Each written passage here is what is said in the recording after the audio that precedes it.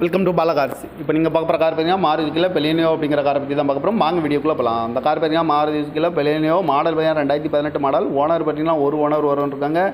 இது ஒரு பெட்ரோல் வண்டி தான்.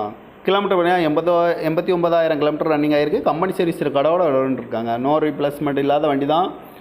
காரோட ப்ரைஸ் என்ன சொல்கிறாங்கன்னா 6,65,000 சொல்கிறாங்க. ரேட்டு குறைக்கணும்னு சொல்லியிருக்காங்க. குறைச்சி பேசி இந்த காரை பைப்பிங்களான்னு சொல்லியிருக்காங்க.